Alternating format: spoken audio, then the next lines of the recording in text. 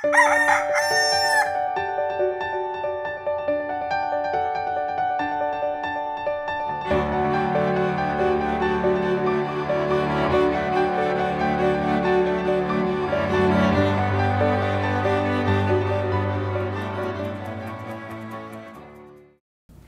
umaga mga kapamilya.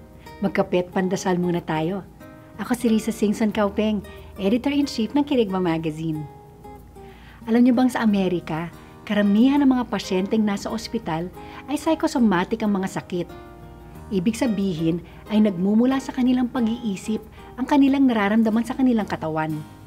Si Dr. John Sarno, isang pioneer sa psychosomatic medicine, ay tinagurian ng Forbes magazine bilang America's Best Pain Doctor. Natuklasan niya na mas kayang tiisin ang sakit ng katawan kaysa sa sakit ng kalooban.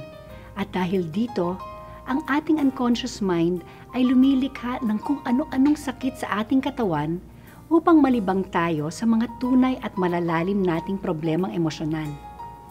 Naniniwala si Dr. Sarno na kapag natuunan ng tao ang tunay niyang emosyonal na pighati, hindi kailangan ang mga sakit niya sa katawan.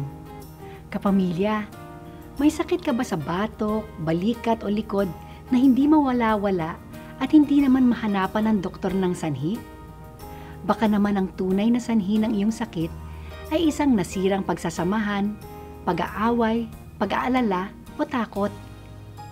Ibig kang pagalingin ng Panginoon. Isuko mo sa Kanya ang mga sakit mo at makipag-ayos sa iyong kapwa. Tayo manalangin. Jesus, hilumin mo ang aking katawan, emosyon at mga relasyon. Amen.